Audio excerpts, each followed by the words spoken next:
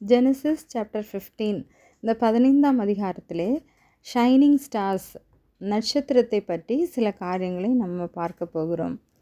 முதலாவதாக வானத்தை அண்ணாந்து பார்க்க வைத்த நட்சத்திரம், த star that made the sky look happy. ஆதியாகமம் 15ஆம் அதிகாரம் 1, 2, 5 வசனங்களில் குறிப்பிடப்பட்டிருக்கிறது. கர்த்தர் ஆபிரகாமுடைய தரிசனமாகி, நான் உனக்கு கேடகமும் உனக்கு மகா பெரிய பலனுமாய் இருக்கிறேன் என்றார். அதற்கு ஆபிரகாம், கர்த்தராகிய ஆண்டவரே, அடியனுக்கு என்ன தருவீர்? நான் பிள்ளை இல்லாமல் இருக்கிறேனே என்றார். அவர் அவனை வெளியே அழைத்து, நீ வானத்தை அண்ணாந்து பார், நட்சத்திரங்களை எண்ண உன்னாலே கூடுமானால் அவைகளை எண்ணு என்று சொல்லி, பின்பு அவனை நோக்கி, உன் சன்னதி இவ்வண்ணமாய் இருக்கும் என்றார். இரவை ஆளுகிறதற்காக படைக்கப்பட்ட மிகச்சிறிய சுடர் இந்த நட்சத்திரம். வானங்கள் தேவனுடைய மகிமையை வெளிப்படுத்துகிறது. ஆகாய விரிவு அவருடைய கரங்களின் கிரியையை வெளிப்படுத்துகிறது. வானத்திலே காணப்படுகிற நட்சத்திரங்கள் கர்த்தருடைய கரத்தின் கிரியைகள்.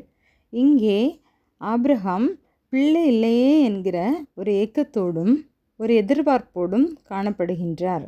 இதை அறிந்த கர்த்தருடைய கரத்தின் கிரியையாகிய வானத்திலே வைக்கப்பட்டிருக்கிற நட்சத்திரத்தை அண்ணாந்து பார்க்க வைக்கிறார்.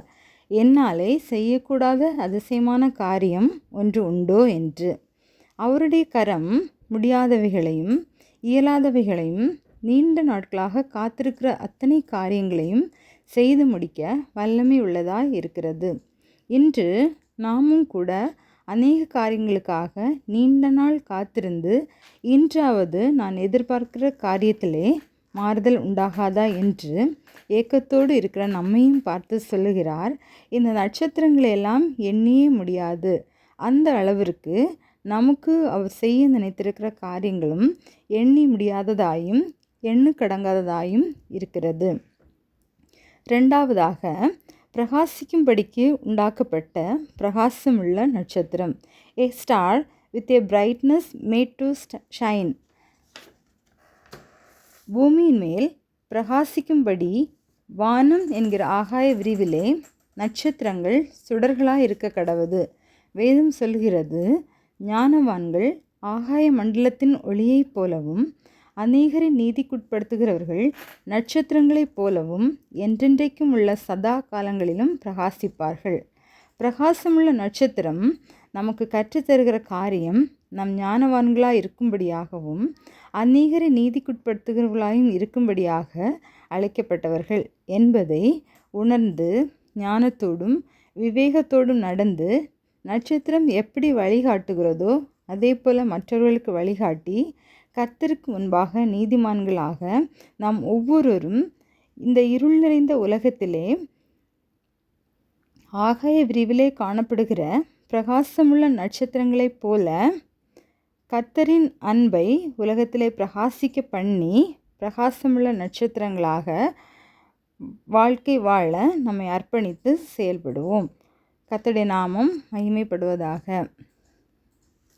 எங்களை அதிகமாய் நேசிக்கிற நல்ல தகப்பனே, இந்த நாளிலும் ஷைனிங் ஸ்டார்ஸ் பிரகாசமுள்ள நட்சத்திரங்களை பற்றி சில காரியங்களை நாங்கள் அறிந்து கொள்ள உதவி செய்தீங்க. நன்றி செலுத்துகிறோம். நாங்களும் இந்த பிரகாசிக்கிற வாழ்க்கையை எங்களுடைய வாழ்க்கையின் அனுபவமாக்கி இருளிலே இருக்கிற ஜனங்களை உமக்கு நேராக வழிநடத்தவும் உம்முடைய அன்பை அவர்களுக்கு பிரதிபலிக்கவும் அவர்களுக்கு வழிகாட்டியாக நடந்து கொள்ளவும் கர்த்தர் எங்களுக்கு கிருபை செய்யுங்க. இயேசுவின் மூலம் ஜெபிக்கிறோம் நல்ல பிதாவே, ஆமேன்.